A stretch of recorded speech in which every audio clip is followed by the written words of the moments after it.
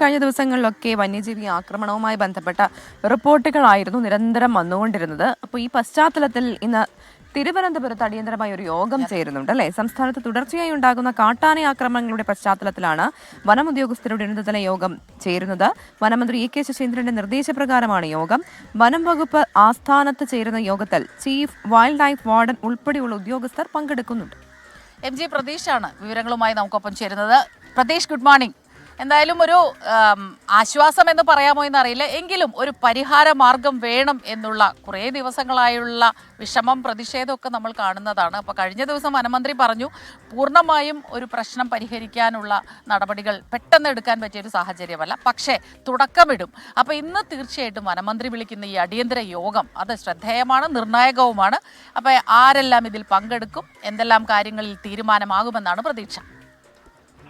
സ്മിത സൂചിപ്പിച്ചതുപോലെ തന്നെ സംസ്ഥാനത്ത് കാട്ടാന ആക്രമണവും ഒപ്പം വന്യജീവി ആക്രമണവും തുടർക്കഥയായതോടെയാണ് വനം മന്ത്രിയുടെ നേതൃത്വത്തിൽ ഒരു അടിയന്തര യോഗം വിളിക്കാൻ തീരുമാനിച്ചത്. വനം മന്ത്രി നിർദ്ദേശിച്ച പ്രകാരം ചീഫ് വൈൽഡ് ലൈഫ് വാർഡന്റെ അധ്യക്ഷതയിലായിരിക്കും ഇന്ന് തലസ്ഥാനത്ത് യോഗം ചേരുന്നത്. ഇന്ന് ഉച്ചയ്ക്ക് 2:30 വനം വകുപ്പ് ആസ്ഥാനത്ത് യോഗം നടക്കും. ഈ വനം വകുപ്പിലെ എല്ലാ മേധാവിമാരും ഈ യോഗത്തിൽ പങ്കെടുക്കുമെന്നതാണ് വനം വകുപ്പ് മന്ത്രി അറിയിച്ചിരിക്കുന്ന കാര്യം. ഈ കാട്ടാന ആക്രമണവും വന്യജീവി ആക്രമണവും തടയുന്നതിനുള്ള നടപടികളായിരിക്കും പ്രധാനമായും ഈ യോഗത്തിൽ ചർച്ച ചെയ്യുക. ഏതൊക്കെ തരത്തിൽ പുതിയ നടപടികൾ സ്വീകരിക്കണം എന്നതടക്കമുള്ള കാര്യങ്ങൾ ഈ യോഗത്തിൽ ചർച്ചയാകുമെന്നതാണ് മനസ്സിലാക്കാൻ കഴിയുന്ന കാര്യം. നേരത്തെ ഇതുമായി ബന്ധപ്പെട്ട പല തീരുമാനങ്ങൾ എടുത്തിരുന്നുവെങ്കിലും അതിൽ ഇതുവരെ എന്ത് പുരോഗതി ഉണ്ടായി എന്നതടക്കമുള്ള കാര്യങ്ങളും യോഗത്തിൽ ചർച്ച ചെയ്യും.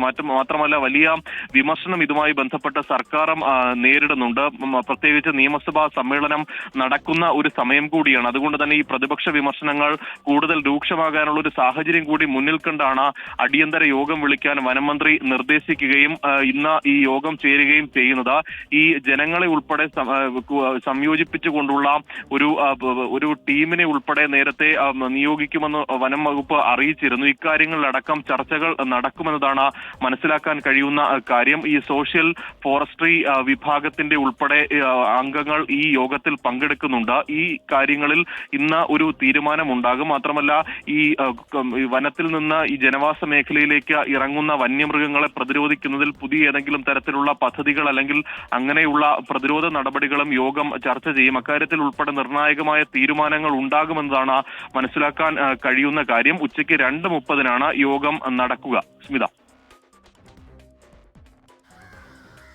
ശരി, MG പ്രതീഷാണ് വിവരങ്ങളുമായി നമുക്കൊപ്പം ചേർന്നത്. അപ്പോൾ കഴിഞ്ഞ ദിവസം ഏറ്റവും ഒടുവിലും 2 ജീവനുകൾ പൊലിഞ്ഞു പോയി. അതിനുശേഷം ഒരാളെ കാണാതായത് കാട്ടാനയുടെ ആക്രമണത്തിലാണ് അദ്ദേഹം മരിച്ചതെന്നുള്ള സ്ഥിരീകരണവും എത്തിയിരുന്നു.